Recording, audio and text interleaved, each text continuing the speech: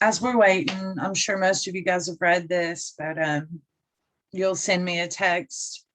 And then on Monday, I'll go and enter your names into TimPal for this training.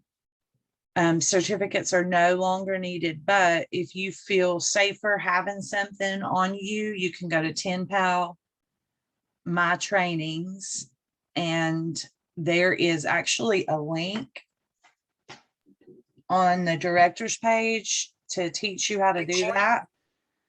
And if you are not on the director's page, you can go to my YouTube. You just search Jennifer Ladd Heidel and you'll see TimPal tutorials, and that'll show you if you can't figure it out.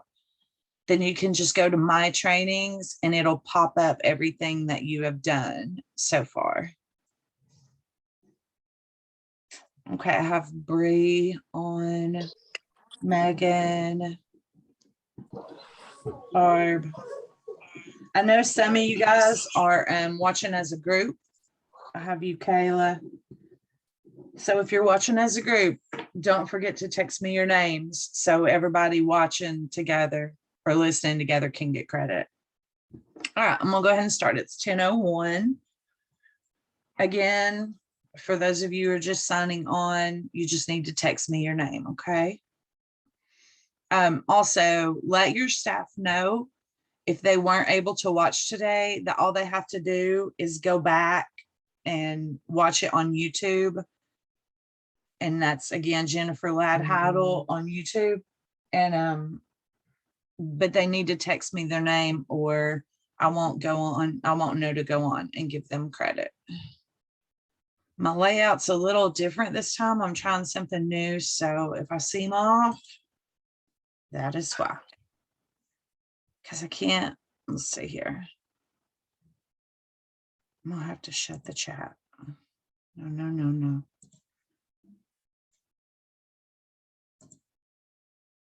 Close.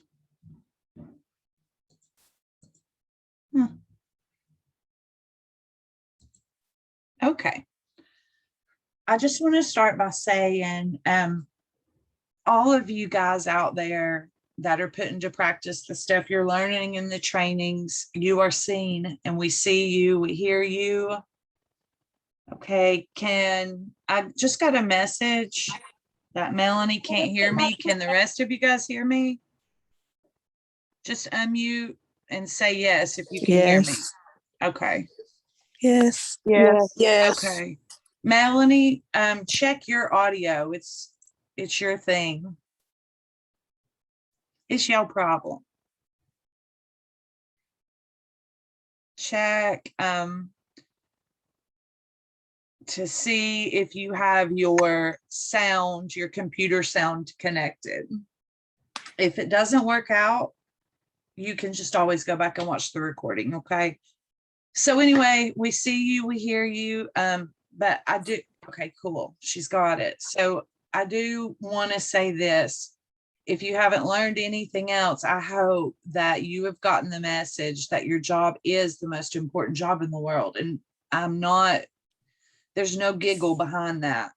You are literally holding their futures, their future parenting style, their confidence. And, this one might seem off to people who haven't been watching the trainings, but we, as their early childhood teachers, when they are with us from whatever, 7 to 4, 6 to 6, 8 to 5, we are the ones responsible of whether, when they get in 3rd grade, and you'll learn more about this, whether they can reason and pick up on all these abstract concepts that their teachers are introducing. And of course, their emotional health. I mean, they're spending their time with us. So it's us. And so that's why we are doing these trainings, because you're not expected to know every detail. I get paid to find all these details and then give them to you. So also just want to say, don't feel when you see this stuff like, I haven't been, why didn't I know that before? This is not something I'm coming to you and saying, you must do this. This is information I'm giving you to make your classroom better And it's not if you don't do this, you're going to get in trouble. It's hey, here's the information. If you need my help, holler at me. I want to help you have an easier day when you come to work. This is different. So today we're going to look at teaching styles. It's about you. It's about where you're at. We always hear we meet the children where they are at, and sometimes we have to be met as adults where we are at. First, you're here listening to the training, and that says a bunch. You're already attempting to get all the information you can and do what's best for the kids. Some of you are already implementing this stuff. You've been here since we started the first brain development training. Some of you guys might just now be signing on, and this could be your first training. You're appreciated just as much as those people that started watching in January. So I want you to know, no matter where you are, whether you have already implemented all of these things, and we do have some that have been here watching since January and are practicing, you're appreciated. And you guys that are just starting out, maybe you just got this job, you're just as important and just as appreciated. You're not expected to know all of this. That's why I'm here. And so, you know, every center, I think every center pays me just a little bit. So make that money worthwhile. Make me do my job. If you're having problems, be like, hey, I need a training on this, and I'm here. Okay. Change is hard, and I know that. Trust me, I've been through a long process. I started childcare at 19, and boy, if you look at where I was then to where I am now, it was a huge process. It took me 10 years of teaching and training and education to get to where I'm at. Wherever you are in that teaching style, we are thankful that you're helping our town's children. So I had a realization about 15 years ago, and you know, people say, well, you can change the world if you want to. We have always heard we can do anything we want. I realized personally, I can't change the world. I can't change the state of Tennessee, but I can change and have an impact on where I live, on this little town. And so you're part of that. You are changing the town's future by being here and being in a classroom with kids. And I know that sounds extreme, but like I said, if you haven't gotten anything from these trainings, I hope so much that you truly believe that being in a classroom with kids of this age, you really are impacting the future. Miss Vicki, can you push mute, please? So just keep in mind, we've went over this several times, but for those who might be new, I want to say it again. We don't use cancer medicines from the 80s. So we don't use teaching methods from the 80s. Always remember that early childhood education. I just got a message that said my internet connection is unstable. So if anything were to happen, text me, because me and the chat screen don't get along well. So anyway, early childhood education researchers' data, has to be just as proven as oncologists' data when they submit new cancer treatments. I had to get my husband to help me understand all this, because that's his job. That's what he does. He produces research and stuff. So the stuff I present to you on any teaching or on any training is not opinions. I do not ever use sites that are not 100% trusted, because if I give you bad information, that's a big deal. I'm impacting our town negatively, not positively. So it's years of research and testing and waiting for everyone important in the field to say, all right, it's good.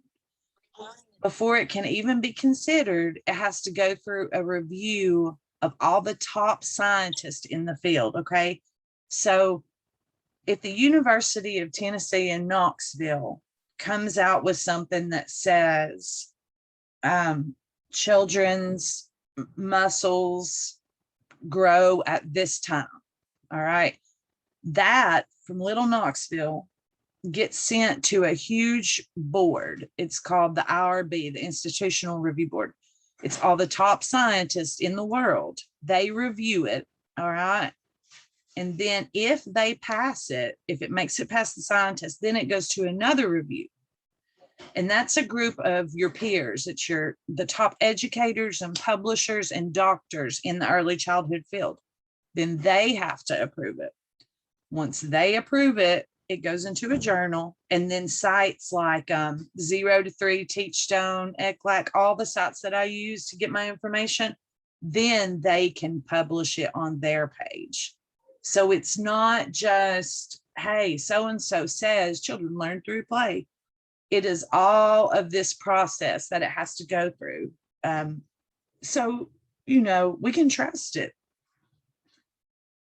All right, so I know we have a lot of new staff, and it's always great to have reminders because repetition is how we learn. So we're going to look at just a few of the really critical things that scientists have proven since the 80s about early childhood and how children learn. The first and most important thing comes from our January training. The person spending the most time with the child is building 90% of that child's brain by age 5. So in early childhood, you're going to see at birth, 25% of the brain of a baby is present. By year 1, 75% of that child's brain development has happened. By age 5, when they leave us and go to kindergarten, their brain is 90% there. Okay. That's just some more scientific proof that lets you guys know y'all are 90%. All right. And then the teachers, kindergarten through 4th or 5th grade, age 10, you see here, they're 5%. 5% of a child's brain is developed from age 5 to 10.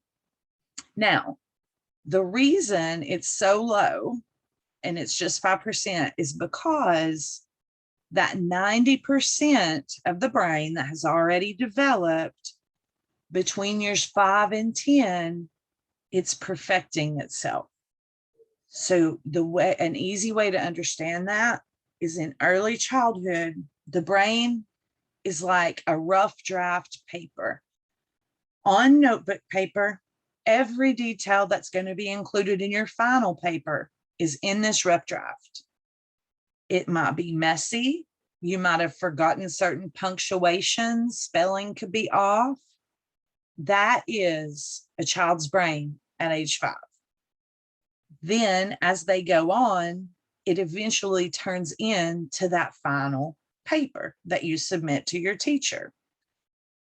So that's what's going on between age 5 and 10. But you Kitty Corner, you're the ones who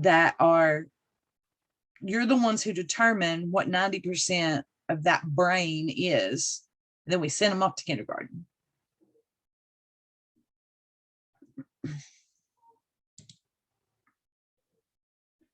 So we also have learned, they have learned, not us. They've learned how children store the teachings that we give them. All right. So an infant's brain, for you infant teachers, there's so many neurons, and they're everywhere. There's too many neurons in a child, say that's 11, 12 months. It's just too much. So what happens is that brain is either bloomed or pruned. What happens is if you repetitively do something with a young child like that every single day, maybe multiple times a day, that stuff blooms in the brain. It stays with the child. If you do not do something with a child, it's pruned out because there's not room for all of it. So some of it has to go. We're the ones who determine what stays and what goes. You think about, are you reading? Teach them importance of books.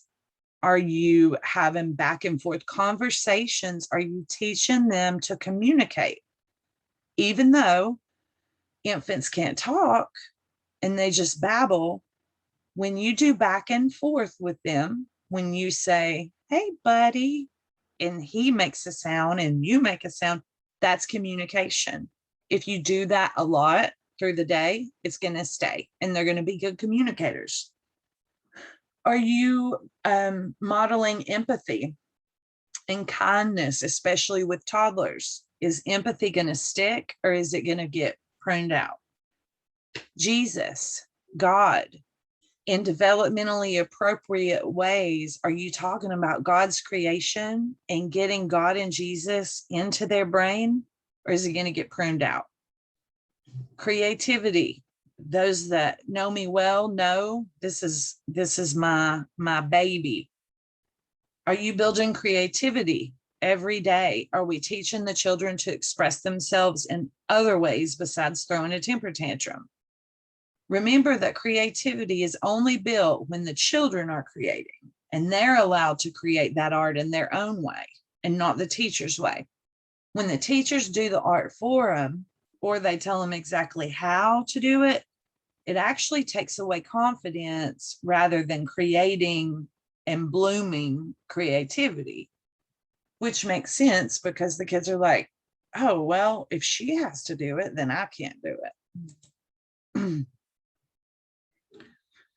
We know about temper tantrums now. In the 80s, we had no clue. Now, all this research has come out about what is actually going on inside a kid's brain when they throw a temper tantrum. You have two parts of the brain that are active in a temper tantrum, and that's the amygdala. Amygdala controls emotions, and the hypothalamus. And the hypothalamus controls breathing rate, heartbeat, temperature, things like that. So what happens is the amygdala says to the hypothalamus, gives it a message, you better go into fight or flight mode right now. So then that child's heart starts racing, temperature goes up. And if you learned through the brain training in January, whenever that happens, whenever that hypothalamus goes into fight or flight mode, the reasoning part of the brain completely shuts down, and that's to protect us. That goes back to caveman days. If the reasoning part of your brain is active when you're getting ready to get eaten by a bear, you're going to stop and think. All right. So this is a survival thing that was built into us when we were created. It's something that keeps us alive. The prefrontal cortex, even though it does shut down during fight or flight mode, you also have to remember that a kid, it's not even halfway developed at their age. So when you try to reason with a child who's in a temper tantrum, you're appealing to the brain that isn't functioning and isn't developed. So there's no reason to even try to be like, there's no reason you should be crying right now, because it does no good. Don't waste your time. The only thing we can do is breathe and be calm, because then those mirror neurons, right? Mirror neurons are when I'm around my daughter every day and she mirrors what I do. So if you breathe and you're calm, then that is really all you can do until they chill out. And when they chill out, then you can start talking to them about what in the world is going on.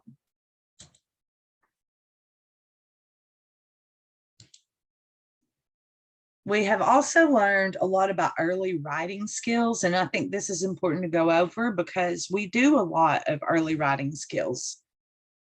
And this is really cool because you're going to see that in the 1950s, they really had it pegged. The research wasn't there, but they were doing it right.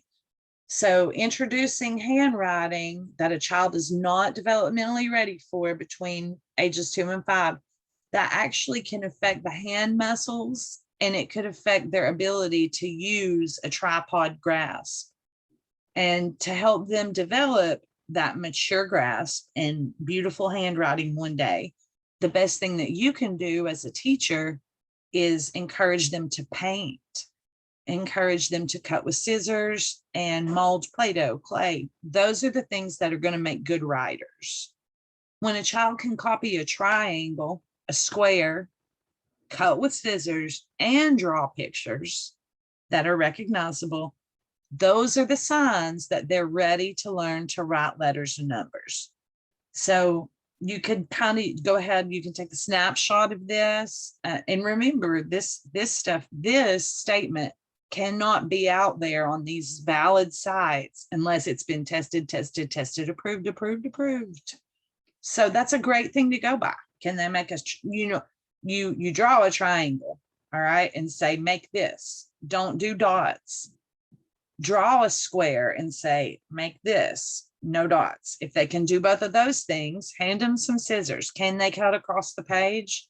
And are they making pictures of recognizable things like a face, arms, legs? If they are doing those things, start with numbers and letters. If they're not, go back to working on lines and stuff like that. All right, and children that are instructed to start writing before they understand how to form the letters. This is a cool one, and this is something I just learned. That leads to drawing letters rather than writing them. So I gave all the directors handouts, and in those handouts includes a really great article about this. So if you don't have your handouts today, talk to your director and read that handout. It's great.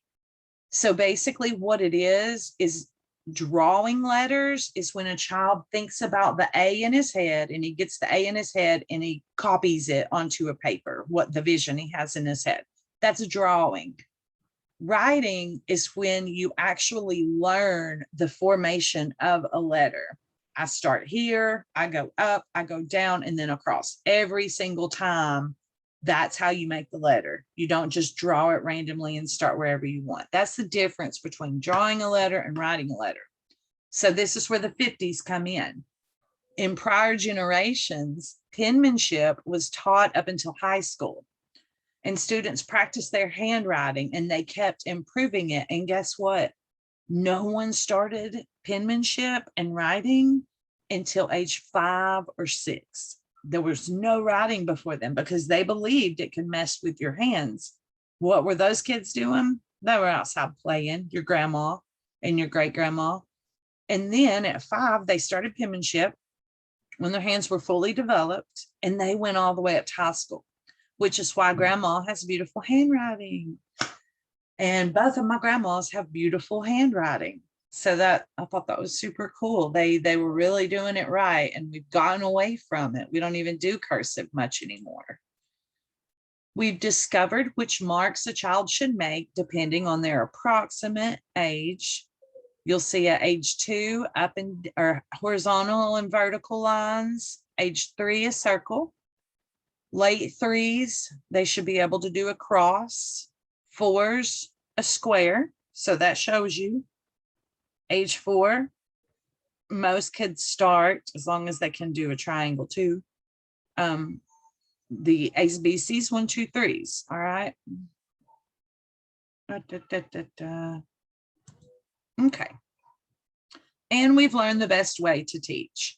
Surface memorization, ABC songs, dittos, flashcards. That stuff lasts till the middle to end of kindergarten typically. Sometimes it will go on into 1st grade, but deep learning lasts the whole life. So children, these are all researchers, and I have posted the data in the, in the parentheses you'll see right here. You can take a picture and go look at the studies if you want to, but children who were taught that surface rote memorization, this is a A, this is a B, count to 30. people who, or children who were taught that in pre-K, they successfully mastered their kindergarten checklist. They did great. But when they started introducing new material than the checklist, their achievement declined. Also, another study, well, no, it's the same study, pre-K children who were taught through analysis, concept development, the quality of feedback, all the things that class teaches us, they showed higher level achievements in every category up to third grade compared to those kids who only did their, kindergarten checklist and they really never learned how to think. That stuff, sorry, I'm getting a little lost. Okay, yeah, so the kids who did all the analysis, we saw results up to third grade, where in pre-K with rote memorization, it declined. Joy, meaningfulness, and active engagement. Those three things have to be going on in order for the brain to go to learning mode. So you know how we talked about fight or flight mode and how your brain actually changes, right? The amygdala and the hypothalamus are activated. The brain changes, you're fight or flight, you're ready to escape. Same thing for learning. Your brain goes into learning mode. And in order for the brain to get into learning mode and have deep learning that lasts, it's got to be a joyful experience. It's got to be meaningful to the person learning, and it has to be active. It can't be non-active.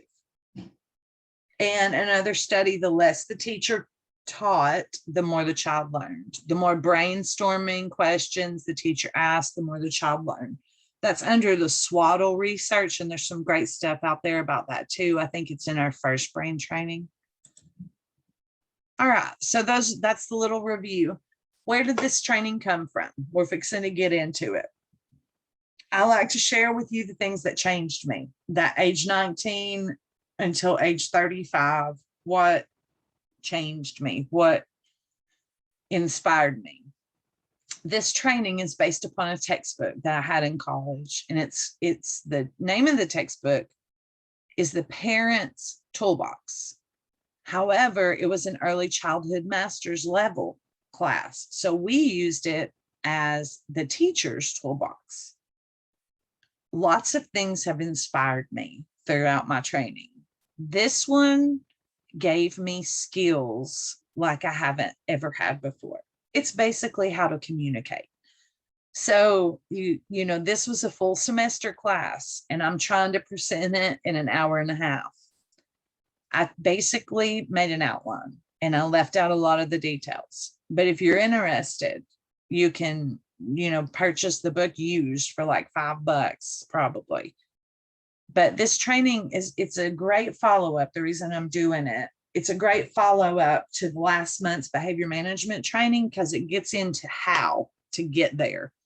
And it helps us make sure that our classrooms are smoother. It's not only for the kids, it's for you too. We want you to enjoy coming to work every day, so that way you don't leave, All right, here we go. The teacher's tool shop. There is some classroom organization throughout here in some places too. So I went ahead and added that as a source.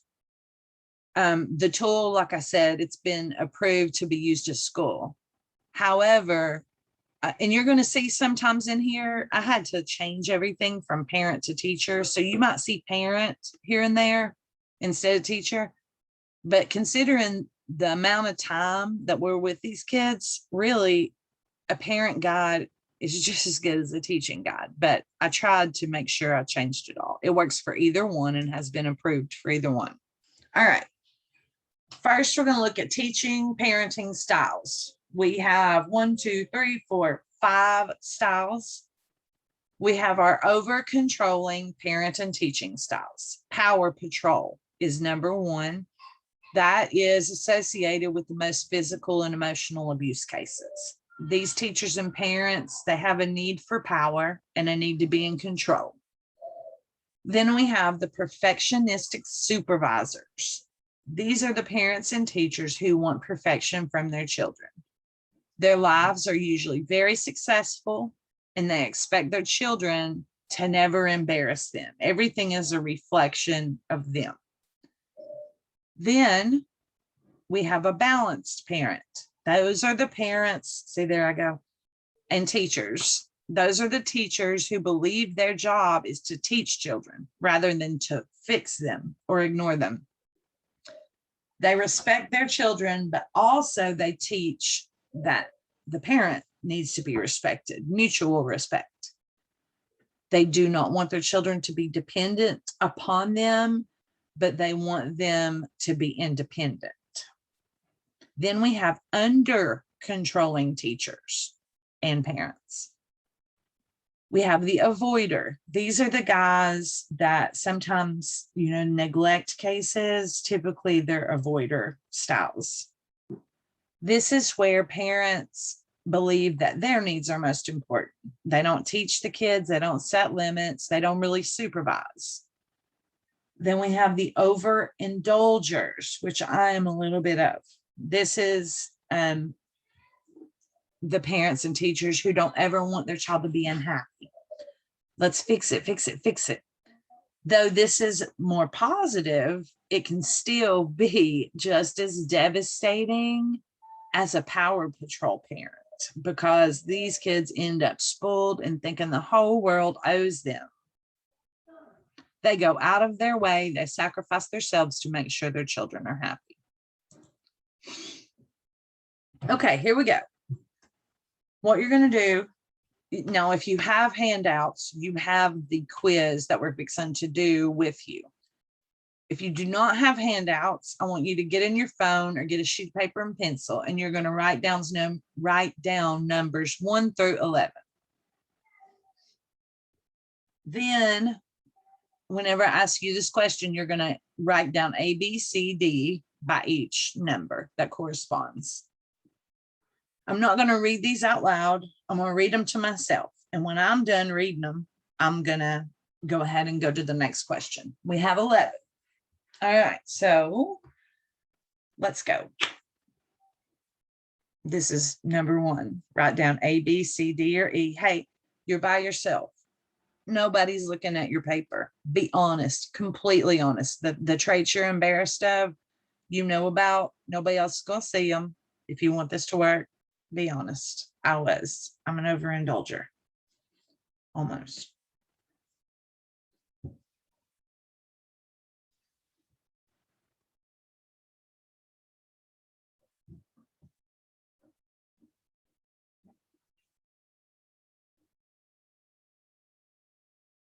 Question 2.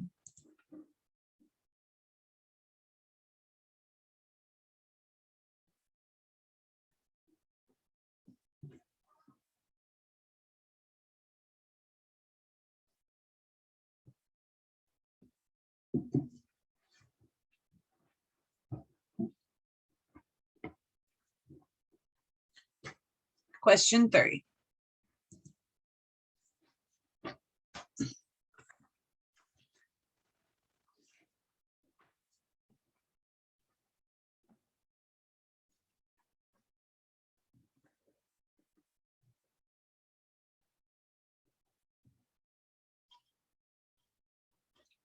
Question 4.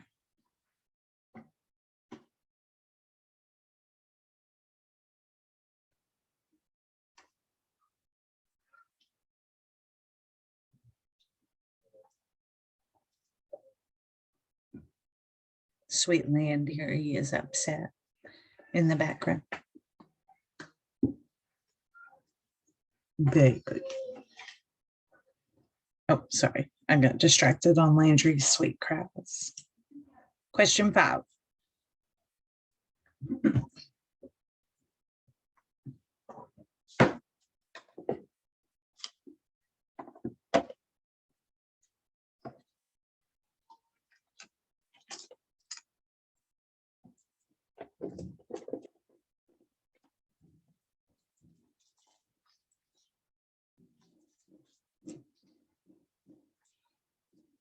Question 6.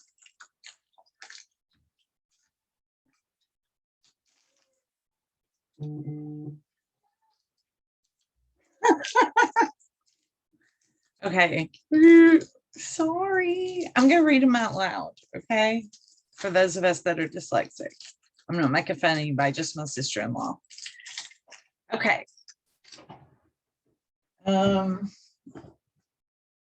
Like, I'm totally sorry, and I will send you snapshots of the quiz later. Number 6, how are problems solved? A, choices are made within limits that respect the rights and needs of others. B, the problems will go away on their own. If not, the teacher can deal with it later. C, teachers have the right answers, children should follow. D, teachers should monitor their students' activities, set goals for the child, and offer rewards and incentives for reaching goals. Teachers should try to find out what the children want and make them happy. Number 7, I'll read slow.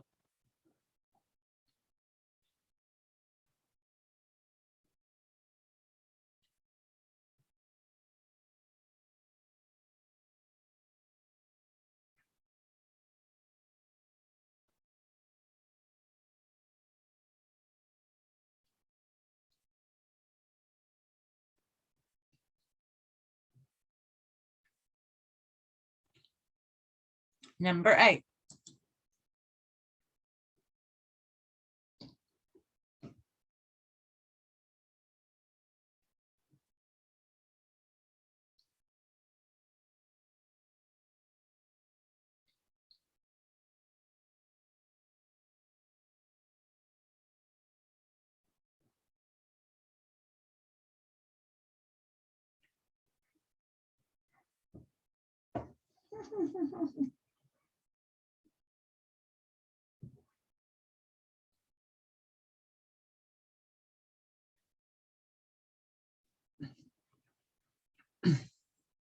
number 9,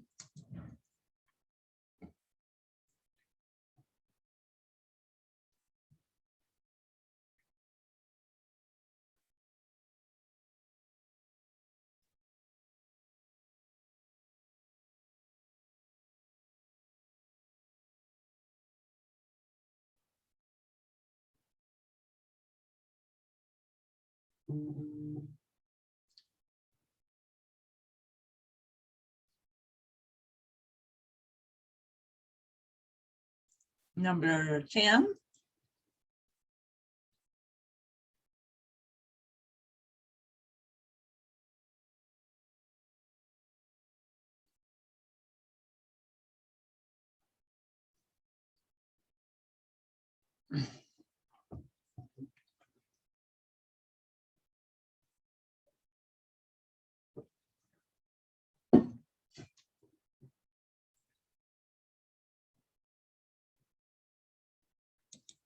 number 11. This is the last one.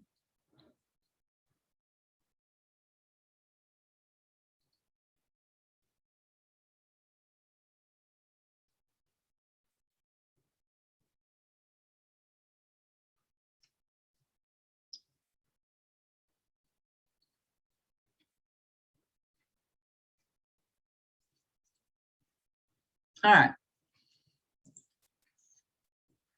So now you're going to write down separate from what you just did.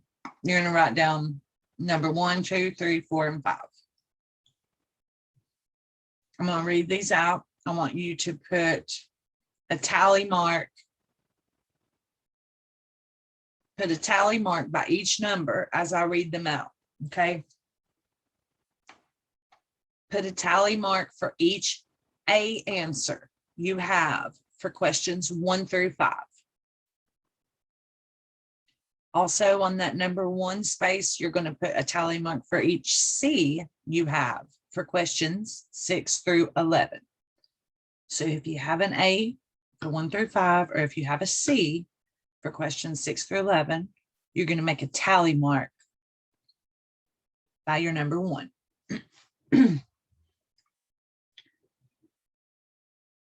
Then on the number 2 that you just wrote, you're going to put tally marks for each B you have for questions 1 through 5, and each D you have for questions 6 through 11.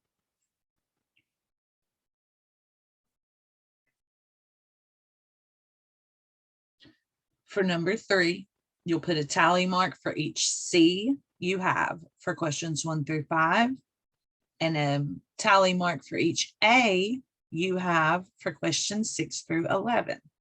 That'll be for number 3.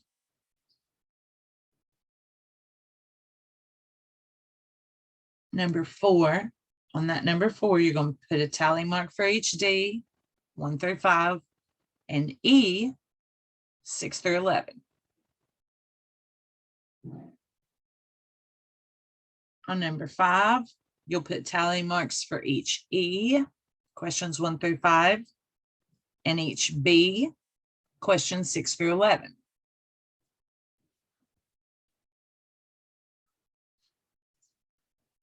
All right, moving on. Add your tallies. Which number, 1 through 5, has the most tallies? If you have more tallies for number 1, your Power Patrol. Those are the people that say, do your work or else. If you have the most for 2, you're the perfectionistic supervisor. You're scheduled to do your work between 1 and 122. If your number 3 has the most, you're the avoider. Don't complain to me when you get a bad grade. What if? I'm going to watch my show. And I have those moments. Number 4, if that's your majority, you're an overindulger. Maybe you'll do your work later, honey, when you're not so busy playing. And I have some of that in me. And if 5 is your big one, you're doing good. You're balanced. You work. Your statement would be, you do work before TV. What are you going to study tonight? Now that we're aware of teaching styles, we're going to go ahead. Oh, Kennedy, I'm not an avoider. I mean, yes, I do that sometimes. We're going to move on. I'm an overindulger. I give you guys everything you want. Sorry, I don't need to make this personal. So now that we're aware of our teaching styles, we can watch for both the good and the bad qualities. Let's do this. Over controlling Power Patrols. They have positive traits, guys. They're strong leaders. They behave well when others are watching. And they show emotional strength, not so much in a healthy way. It's they don't feel emotion. And so sometimes, yes, I can be that way too. You know, we're going to be a little bit of each really, but you're looking for the most tallies. All right. You're going to get a little bit from this, a little bit from that. And that's good. Those negative traits, they are bossy. They are not flexible. Like if I say no, boom, that's it. Nothing you can do to change my mind. They need immediate results right now. They have lots of power struggles with their spouses. Their way is the right way. You cannot convince me otherwise, no matter how much research you show me, guys. They only do the right thing when someone's watching. I know some Power Patrols. Not here, really. I can't think of any here. But I definitely know some in my personal life. I'm sure you guys do too. The effects of Power Patrols on a child are these things. The child ends up with not much self-respect. All right. They put up walls to protect themselves because they don't trust anyone. They behave only out of fear. When under a parent's or a teacher's rule, but they cannot really do life if they don't have mom or dad to boss them around or a teacher to boss them around. As adults, they're either going to blindly follow orders or they're going to become Power Patrols and seek power themselves. They'll have no respect for themselves or others. Now, I wanted to add this in because I've heard this happen before, not a kitty corner, but I've heard this happen. I'm doing this because I love you. And I honestly didn't think about it, but I did run into this when I was going through this research. If the parent tells a child, I'm only controlling you because I love you, or I'm only hurting you, spanking you because I love you, the effects can be devastating for the child. That sometimes you'll see Why in the world is that woman staying in an abusive relationship? Boom. They equate love with hurt. So this person loves me, and that's why they are doing this, to keep me in line because they care about me. Sometimes they believe they deserve pain and abuse. Whew, that's some sad, deep stuff, isn't it? Power patrols, this is what you do well in a classroom. You complete tasks. Boom, boom, boom. They're done. You do well with scheduling and routines, not as well as your counterpart, the perfectionist supervisor, but you do well. You always give clear instruction to your children. They always know what to expect. Your materials are ready and your lesson plans are usually complete. You are very clear about the lesson and what is expected for these children to know. And then let's look at what Power Patrol could do different to remove some of those negative effects that I mentioned. You can focus your attention on the children who are ready to learn, rather than trying to control that one child who's not ready to learn. We're going to get into this pretty heavy. One thing I really want you to take away from this training is this bullet right here. And later on in the training, we're going to cover it again. You'll recognize. We just don't want to allow that one child who's not listening to control the classroom.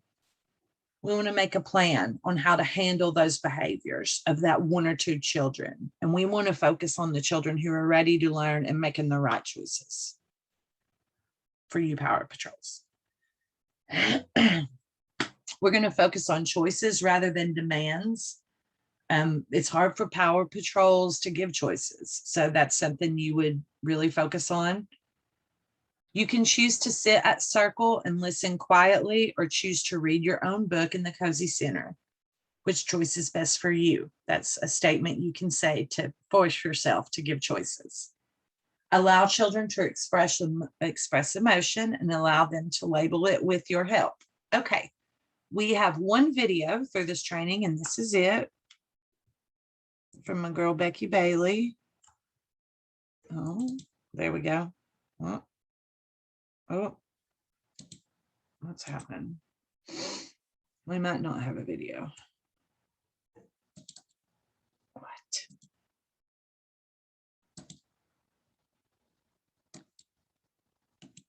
We don't have a video.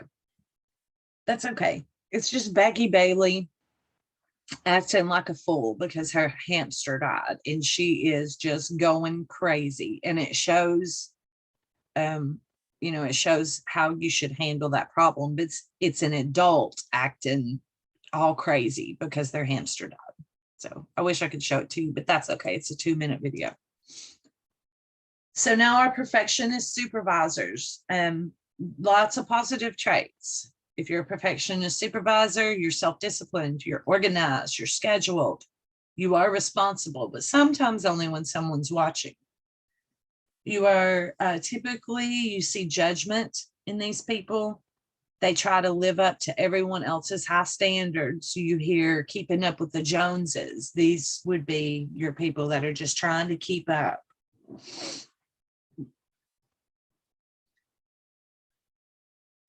This has my internet. Okay. These are your helicopter parents, the ones that watch everything and they're always in their kids' business. On time.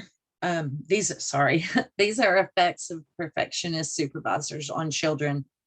They're always perfectly dressed, well-mannered. They're great students, usually for a short term. They don't have a lot of self-confidence. Sometimes they feel they're a disappointment.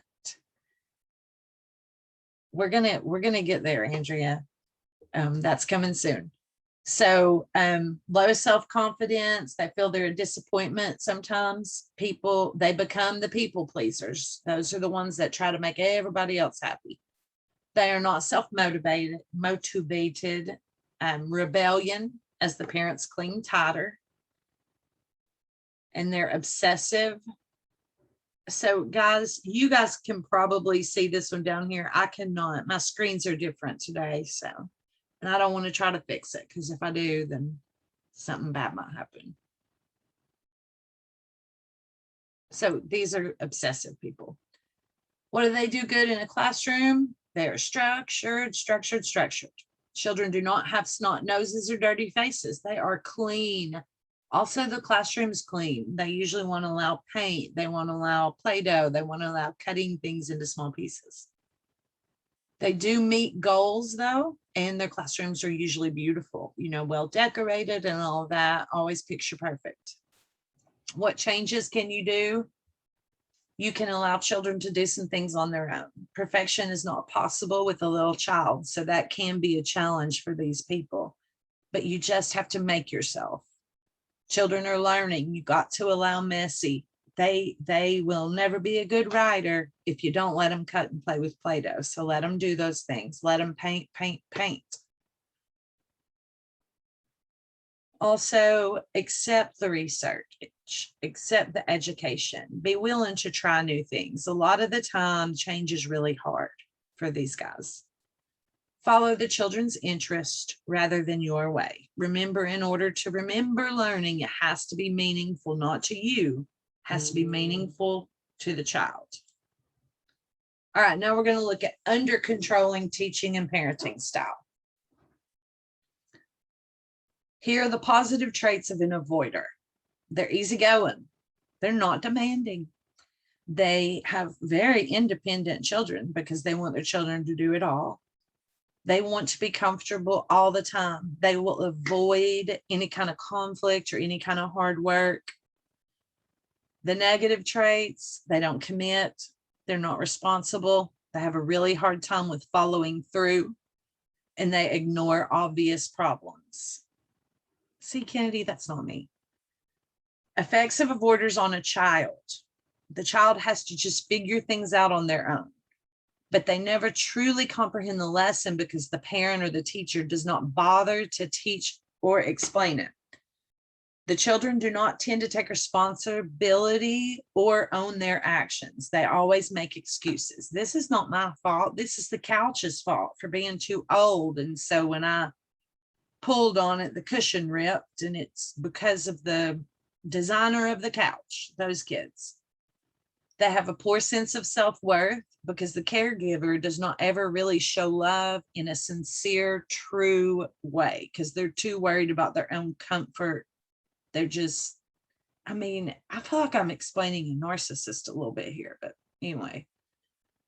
Tend to be a follower. The children tend to be followers rather than leaders because they're just ignored all their lives. Your strengths, you allow the children independence, you allow and have patience for natural consequences, and you're relaxed. Things you could do to change to help these things not come to fruition with your students and your children. Avoiders sometimes dismiss emotion. And yes, I do that. But it's because it is something else to deal with. The teachers, the parents should use conscious discipline or another program that tells them step by step, this is how you have to respond to a child with a negative emotion, because it's never going to come natural for an avoider to help a child through negative emotions. So you got to go by the book and force yourself, if that makes sense. Focus on always following through after a lesson is learned by a child. If a child falls while running, be sure to discuss the rule of walking and why we have it, rather than told you so and walking away.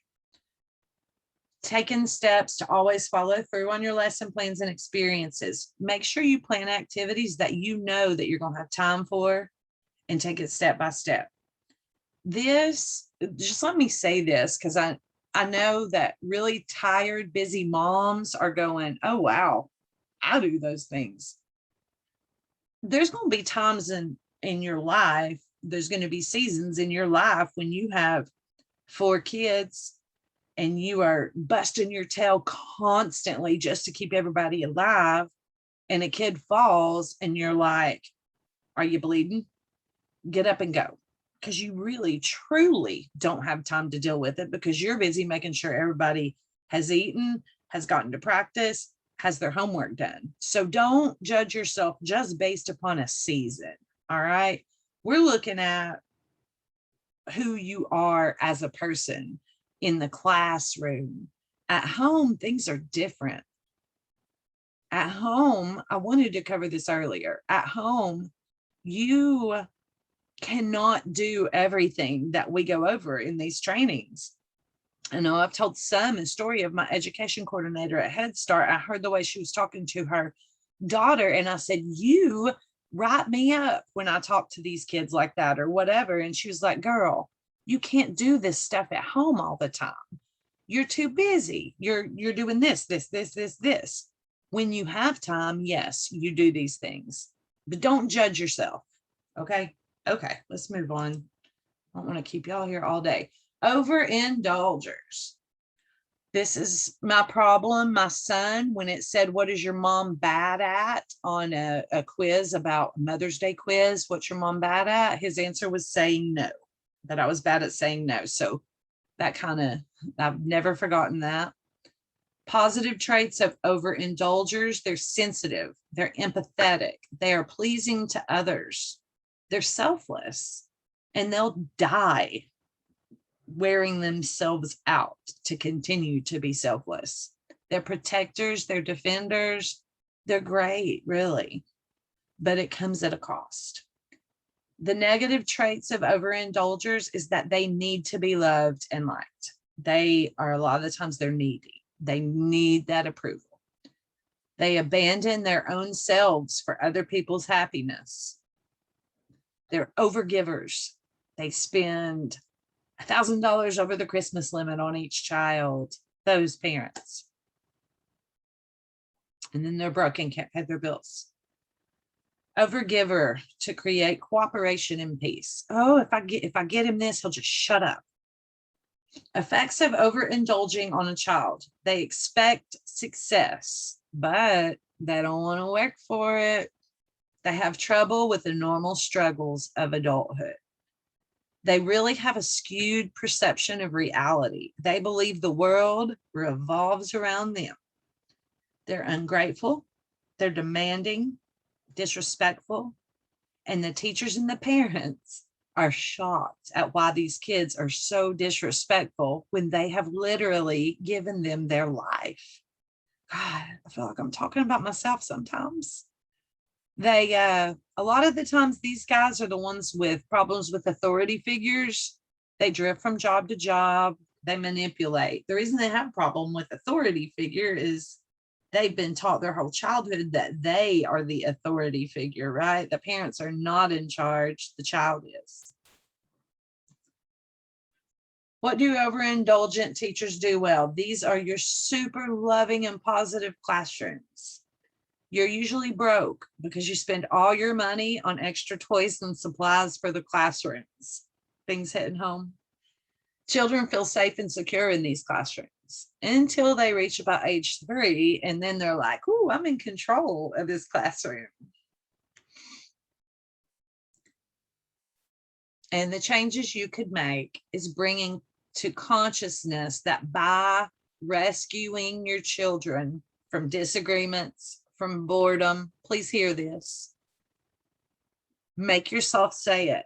When I'm rescuing these kids from disagreements, my internet connection is unstable. From boredom, from things that are negative, I am creating a monster. I have had to say this to myself, okay? When a child comes to you and demands help, stop, think. Tell that child, go tell your friend, I don't like it when you scream while we play together. Make yourself stop. Do not solve these problems for these kids because you're creating a monster. Have them fix it. Give them hints. You can help them out, but make them deal with it. Never do for your student what they can do for themselves. It's a hard one. I tell myself that every single day at home when I'm fixing the third bowl of cereal. Now we're to the balanced teaching style. This is where we want to be. We're teaching life skills. that are needed to become self-sufficient. We believe children deserve rights and respect, but we do too. We believe children have freedom and choice, but within limits. I'm going to have to speed it up a little bit. Don't try to change children's opinions or label them right or wrong. We just teach them how to express those things appropriately. We hold children accountable for their mistakes. The effects of balancing parents or teachers on a child, they are self-disciplined. They can say yes to requests because they have this great thing that if it's not logical or someone's rights are being violated or a law is being broken, they know immediately not to do it. So they can say yes, yes, yes. And then by golly, if something's wrong, they're going to say no like that. Skilled, they're self-motivated, responsible, because they've been practicing decision-making since they were little, from ages 3 to 18. So they're great decision makers. They respect authority and they see them as a help instead of a threat. All right, here is your balancer. This is how to change things up. You guys probably do not have this because I don't think a lot of people got the handouts. So what you're going to do is where's my pointer? In this row right here, you're going to select which one you are. Do you demand sole power? Do you share power? Do you give up power? Okay. You're going to do that for every row. You're going to circle one. And since you don't have the handout, that'll be hard, but do the best you can.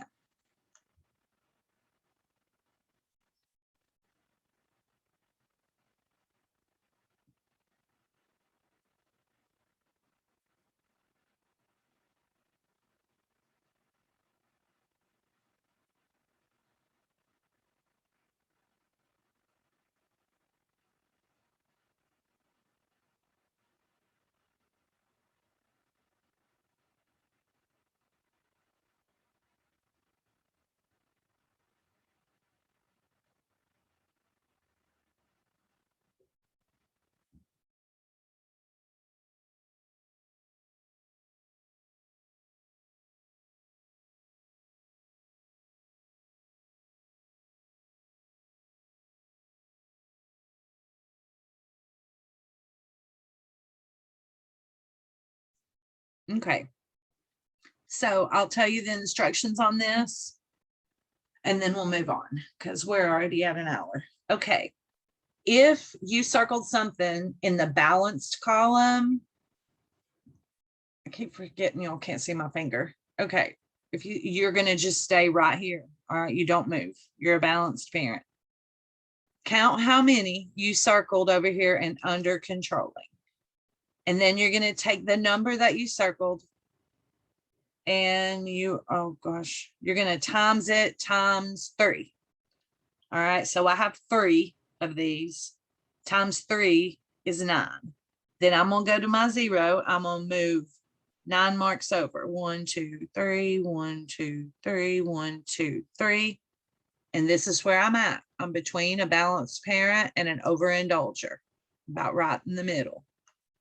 If your over controllings are circled, you count them, how many are circled, do a times 3, start at 0, and whatever your answer is from blank times 3, you're going to move over. See where you are on this graph. Then to balance yourself, you're going to take the things you circled that are either under controlling or over controlling, and you're going to write them down, or you can snapshot a picture. Those are your goals. And I'm going to tell you right fast how to make sure you work on them. I'm writing down too flexible. I have few limits. I focus on freedom and happiness more than other things. My children's rights and needs are more important than mine. Those are the 3 things I'm going to work on. And last night, I put that into practice. I was so proud of myself. I put my need to eat dinner over my child's need to eat his fourth snack. And I said, I am going to eat my dinner so I can be healthy. All right. What you do is you identify and write down those imbalances. You hang them somewhere. All right. So to change that belief, you got to go over it every day. Say it out loud for 21 days straight. 21 days straight turns into a habit. Write them down, keep them somewhere like on your vanity mirror, and then say them out loud to yourself for 21 days straight. Don't forget though, don't do that double standard of act as I say, not as I do. It's a joke. If you scream in your classroom, the children are going to scream. If you're not happy and you walk around pissed off all the time, the children are going to do the same. If you scream, this is a cool one. This was more for parenting. I'm going to go ahead and say this. If you smack my hand, no, when I touch your things, when I go to school, I'm going to smack kids' hands when they touch my stuff. Don't yell at me, hit me, or put me in timeout because I'm trying to be like you.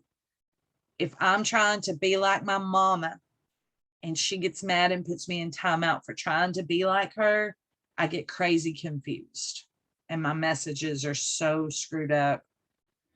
You must become the kind of person you want your students to be, or you're just going to be frustrated all the time and disappointed. If you cannot balance yourself, this is the second half of the training that's going to tell you how to balance yourself if you don't have the self-motivation to do it. All right. I'm going to have to go through these things pretty fast because we are at an hour and 7 minutes. I don't ever like to keep y'all for the full 2 hours because I want you to have time to process before you have to move on to your next thing. That's why I schedule it for 2 hours. You get 2 hours credit, but you get some time to let it settle in your brain. So we're going to go kind of fast here, okay? This is what you do if you have a hard time meeting your goals. Anytime a problem arises, you're going to stop and think for at least 10 seconds. During this time, you are going to be identifying what kind of problem it is that you're facing. The second thing you're going to do is you're going to plan a response. And then the third thing, you deliver the response. Okay. So throughout every slide you're fixing to see, these three things are the backbone of it. Problems are onions. We all know this. First, we have the temper tantrums, the crying. Then we have a defense mechanism that says, okay, you got past those behaviors, but I'm not going to let you in to see the real problem. So when we as teachers fix the negative behaviors, hey, here's some candy, please stop crying. That's cool. You get rid of it. But then you're never getting to the real problem. So the behavior comes back. This is what these things to follow get us to the real problem. All right. Getting to the child's real issue, we stop and think. There are 4 types of problems at home with your children or in the classroom. Those 4 types of problems are a child problem in which only the child is affected by this problem. It doesn't mean anything to the mama or the teacher. It's just the child that's upset. Then you have a teacher only or parent only problem. This is when only the parent is upset. Only the teacher is upset. Okay, now we're going to have a teacher problem in which a misbehavior is included, but the misbehavior is due to the child not knowing the skill. It's unintentional. It's a teacher unintentional problem where the teacher or the parent is really upset because of the child's behavior, but the child didn't mean to do the behavior. Then we have a teacher on purpose problem. Teacher or parent is very upset because of the child's intentional behavior. He knew better and he's still doing it. 4 problems. It's bothering the child. It's bothering the teacher only. And have nothing to do with the child. It's bothering the teacher because of a misbehavior that's due to not having the skill. And 4, that behavior is on purpose and it's bothering the teacher. All right, keep those in mind. Child only problems. This is how you handle a problem that only affects the child. I am going to go past this, okay? Because this tells you the outline. I'm taking you straight to the examples because we're short on time, okay? Examples of child problems. 2 children are fighting. They're not physically fighting. They're not screaming disrespectful names, but those 2 kids are upset and it has nothing to do with you. How you solve that problem is first, you always use prevention. You encourage those children to continue expressing themselves and that you know they can work through it. The next thing that you would do is always acknowledge their feelings by listening, asking questions, and helping them, those 2 kids, come up with a solution.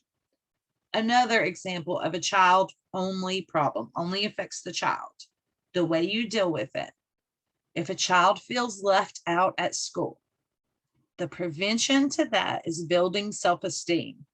You want to point out the child's positive qualities and skills and point them out regularly. If prevention didn't work, obviously the behavior's there. You're going to acknowledge that baby's feelings, listen to their frustration about feeling left out, and then you're going to say, are there any friends that you would like to introduce yourself to? And that's when, after you acknowledge their feelings, you're going to redirect it. You're going to take that behavior and it's going to be redirected. Let's pretend I'm a friend. You can practice asking me to play with you. And I'm going to teach you how to handle it if that child says, no, I'm not going to play with you. All right, 3rd example. A child is upset about having to come inside at dinner time or having to come inside after recess. The way you would prevent that in the future is always use transitions, always give children warnings, and always stick to the same schedule. Well, most of the time, unless something crazy happens. If the prevention doesn't work, you again acknowledge the feeling. For example, I know you want to stay outside. It's so fun out here. But what are we going in for? And the child says, to eat lunch. And then you come up with, well, we will be playing after nap. Or you can think of an activity that we can do at playtime. But right now it is time for lunch.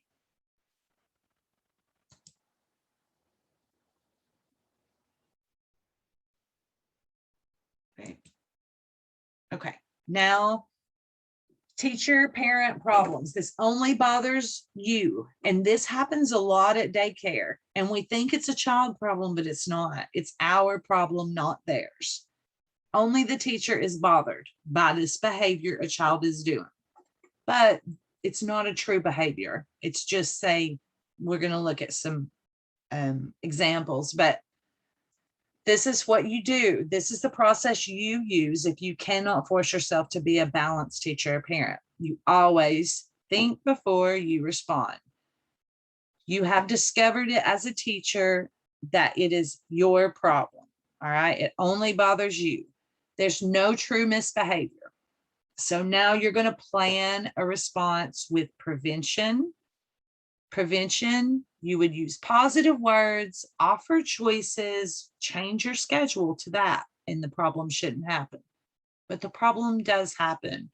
So then you acknowledge the feelings. You listen, you keep your cool, then you ask open-ended questions Don't tease them.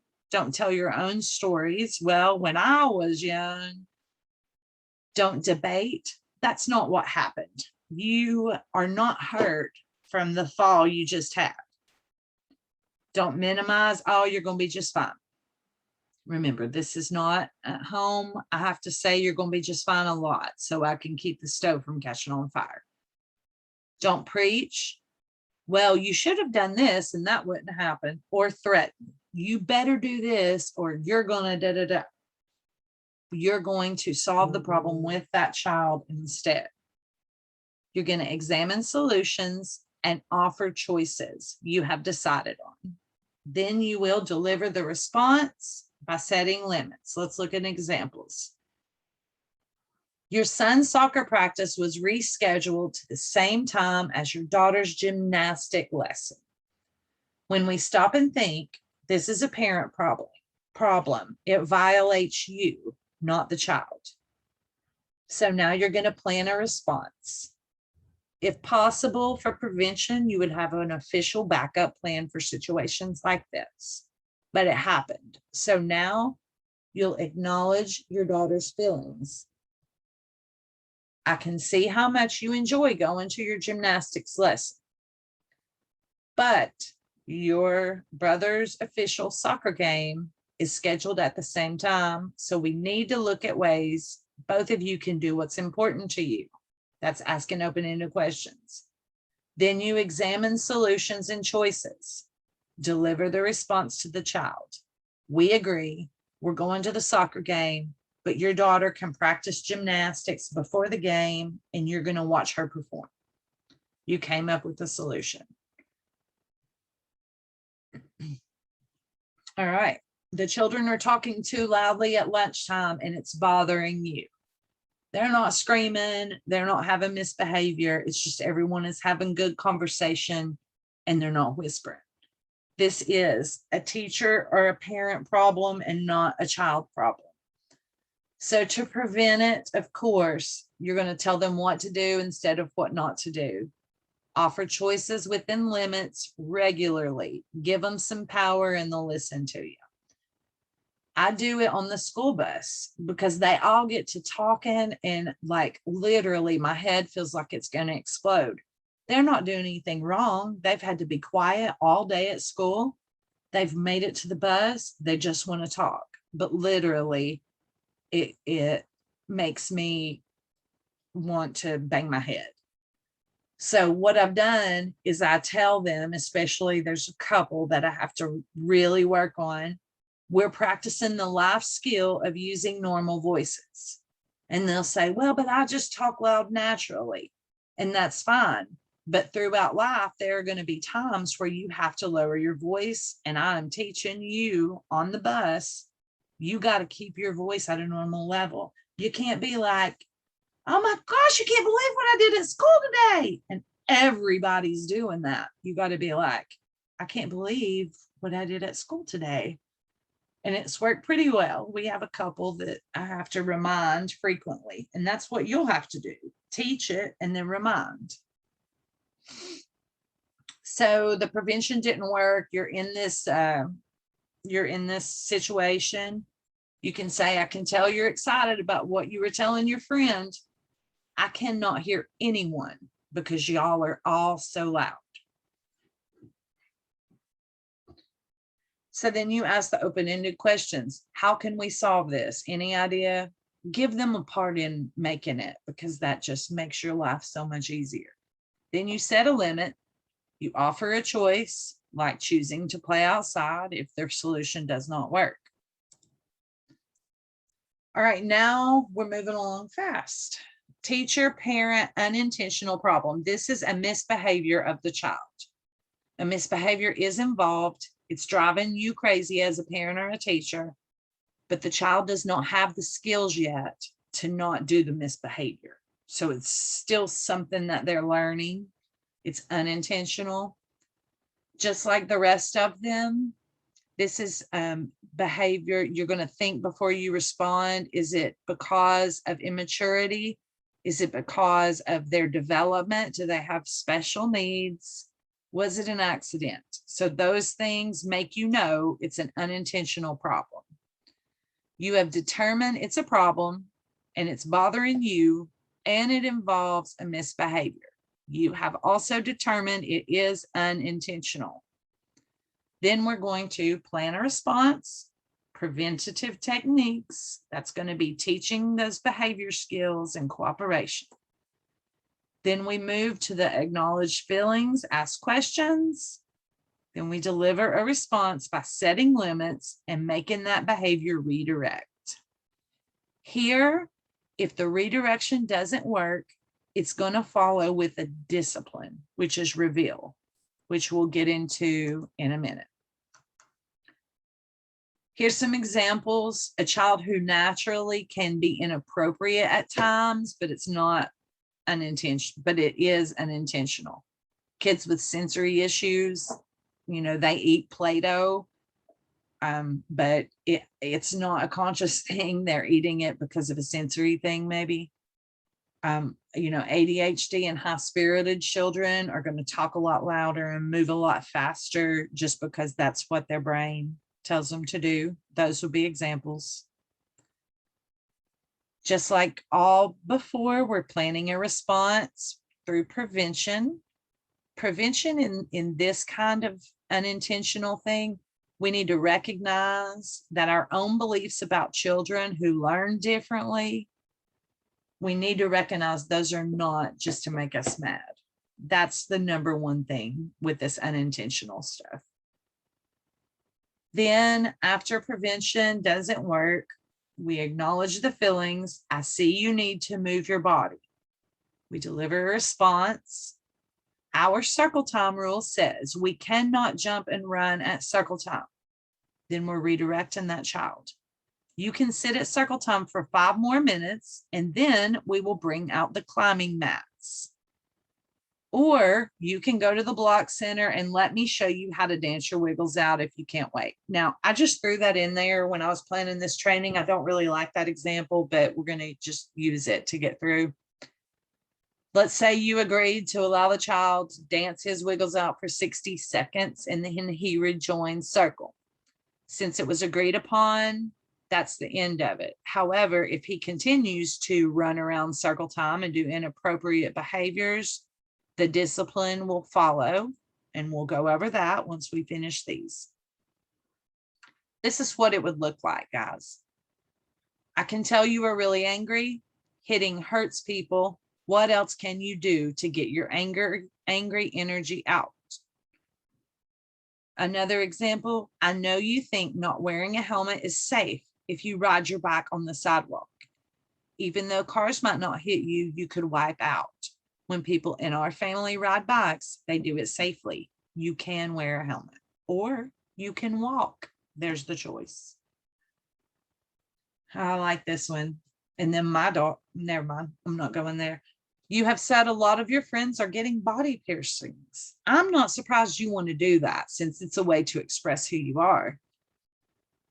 I'm worried about the risk of infection and other health risks. I would be willing to give you permission to do something safer, but just as cool. What are some safer options, Kennedy? That's all I'll say about that. So teacher, parent, we're switching to the on purpose behavior now. All right, this behavior is intentional and it bothers you. It bothers the teacher and the parent, not the child. And it's definitely on purpose. They do the on purpose behaviors for 4 reasons. They either do it to get your attention. They will only notice me if I'm the center of attention, and negative attention is better than no attention at all. They do it to get power. Someone's trying to take away my power and I want to keep it. Revenge. Someone hurt me, so I'm going to hurt them. Or giving up. I cannot belong because I'm incompetent. We are going to think before we act, and we're going to figure out which one of these the child is using the misbehavior for. Then for a child who is wanting attention, sometimes this is the thing I want you to take away. Children sometimes try to gain approval, your approval, through positive behavior. That's what we want them to do. If no one notices that positive behavior, they feel discouraged. And so they may settle for negative attention next time. If others only notice children when they are making bad bids for attention, the children are going to believe that negative behavior is the only way to get the teacher's attention. In other words, when you are sitting at circle time and one child is being horrible, give him no attention. Deal with him, get him gone. Send your teacher assistant to deal with it. You smile and focus and give those kids who are being good all the attention. That's the only way we're going to turn things around, is if we learn how to focus on the positive kids.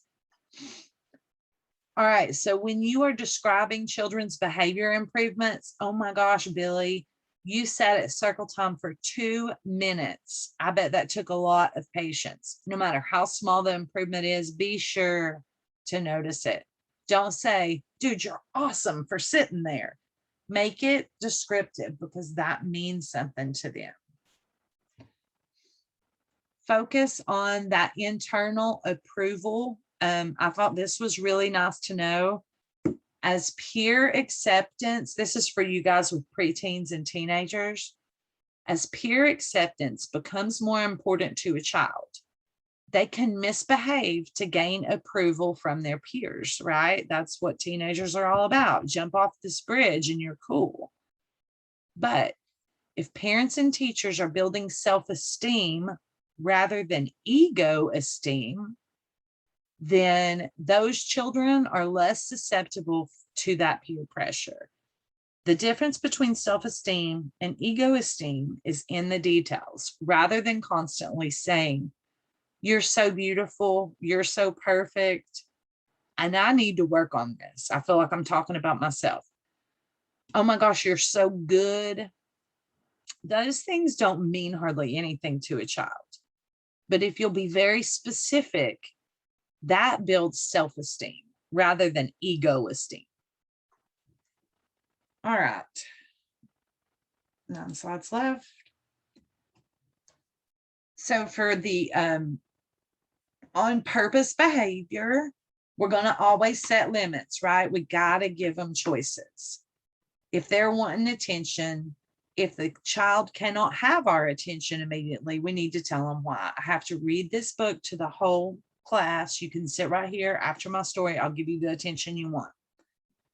When children are seeking attention, be careful not to even roll your eyes or give them a because what that communicates to that child is, ooh, I'm getting to them. I'm going to get their attention. I'm bothering that teacher.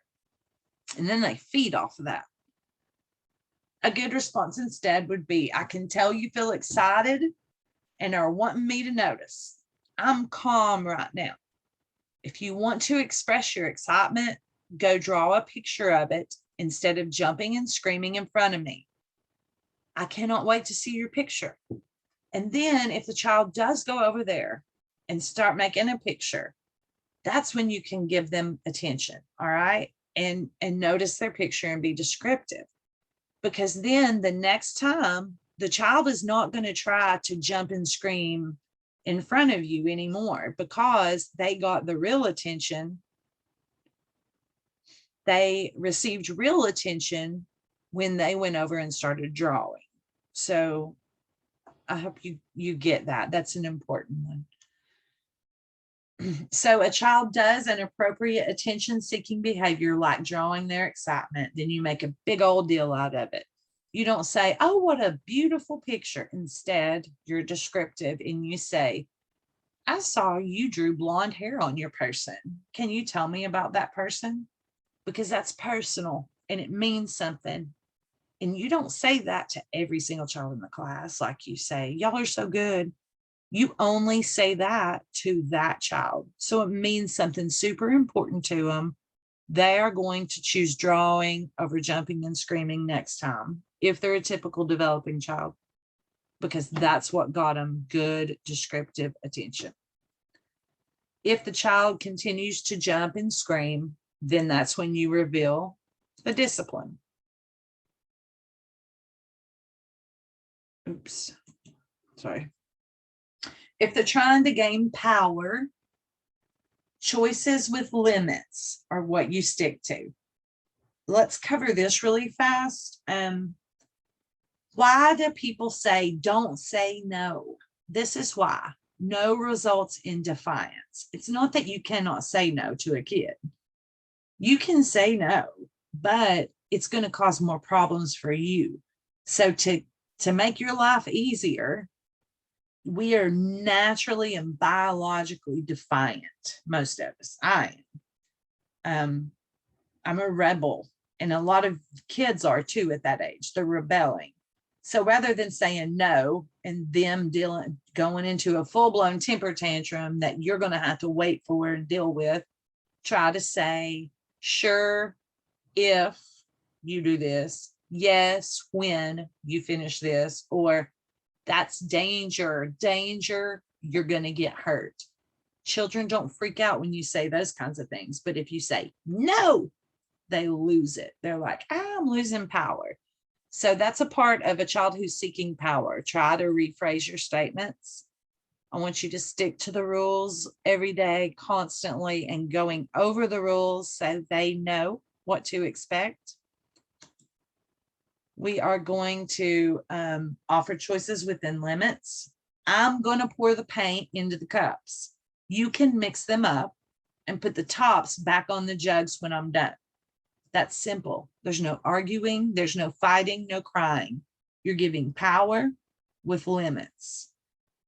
Then that child agrees to share that power and everything's hunky-dory. If they do not agree to share the power, then we move on to discipline. For a child seeking justice or revenge and it's bothering you, we want to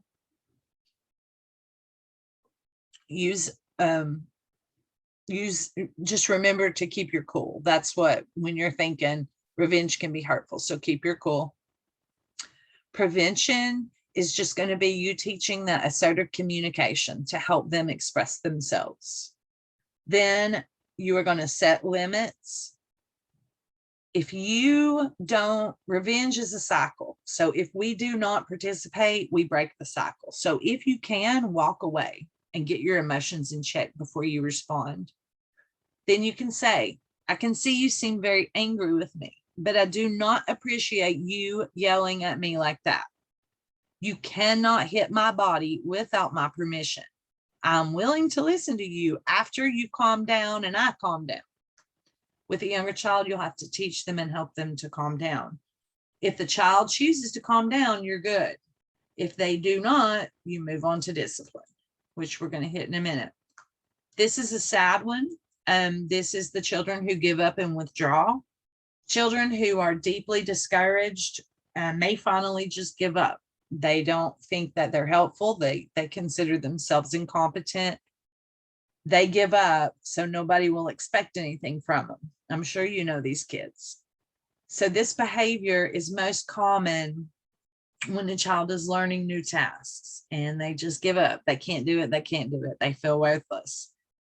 Be careful about praise here, because if you say, I know you can do it. I know you can do it. Do it. Then that can even bring more pressure and that could shut down more. So that's a little tidbit that's different. Notice the difficult task. Tell them you see how difficult it is. And, really be descriptive about that. I know this is hard for you, but don't save them. Don't do it for them and make them. No, don't make them. Encourage them to complete the task. You can even talk to them about the negative effects of giving up. Just be careful with your words. You can also suggest and let them have a little break. All right, here we go. If those things didn't work, if your redirect does not work, we move to a stage called reveal, and that's discipline. When all else fails, we discipline. We do not punish, we discipline. In this book, they discuss that biblical verse, because a lot of people use that verse for corporal punishment. He who spares his rod hates his son, but he who loves him disciplines him promptly. Scholars of the Bible and translators, guys, they all agree the rod is for guidance. The purpose of the rod is to guide, not to beat, to guide the flock, to keep the sheep within safe boundaries, and the rod's used to inspect their health before they're allowed to join the flock. So basically, these analogies from the Bible instruct parents to provide standards and boundaries for children and to lovingly guide them, or your child's going to end up spoiled. That monster that we talked about with overindulgers. Discipline defined is disciples follow a leader who guides them. It's all about guidance. When choosing a discipline, ask yourself, does it meet these guidelines? We're almost done, guys. Is it revealed ahead of time? Let them know if you do not clean up the block center, it's going to be a safety issue, and I will be picking them up and putting them away, putting them up out of y'all's reach. So it's not a safety issue again. Is it related to the behavior? Toys are gone for a day from not cleaning up. That's related. Taking away outside time for not cleaning up, that's not related. Is it reasonable with the time limits? All I want to say here is do stuff you can stick to. Don't say you're grounded for a month, you can't have any friends over, you can't play any games unless you can truly stick to it. And then, of course, is it mutually respectful to children and parents? Firm but kind. All right, timeouts should be used to regain control. This is the last slide. We are too good to punish with power. We're here at Kitty Corner. We've had trainings. We know that we don't punish with power. We teach. That's our jobs. We're teaching.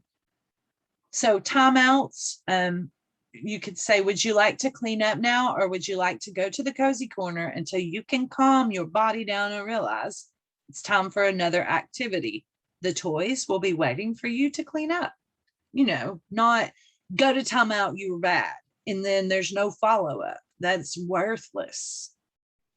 After timeout's over, if the behavior's serious, you discuss it.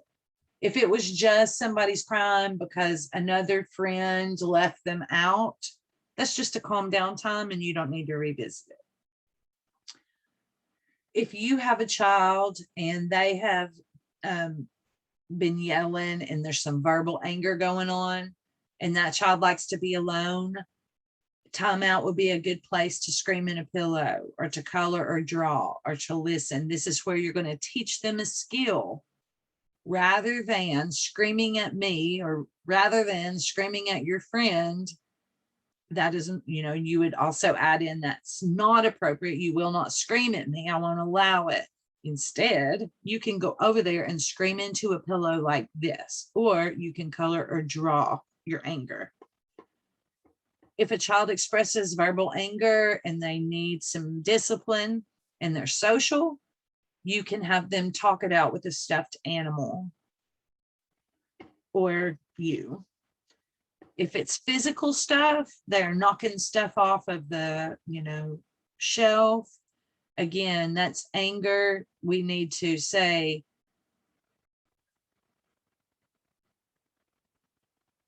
sorry, my internet connection goes out sometimes. We need to say, it is not, these are our classroom's toys. It is not acceptable for you to throw them off the shelf. Instead, you may go and punch on the punching bag or run outside. So you see what I'm doing here. Fit the punishment to the person. Don't make a loner be in a social situation to learn his lesson, and always make make the punishment fit the crime. Just think about it. Put some thought into it instead of being an avoider and saying, go to timeout. And then just like not doing anything about it. We're teachers. So that's all. I've kept you guys 1 hour and 40 minutes, which is a little longer than usual, but I appreciate you guys. I was excited about this training. We flew through it. I did not cover it like I wanted to. I have copies of every problem we went over. So I have all of that stuff if you need it to help you, and come visit me if you want to talk it out.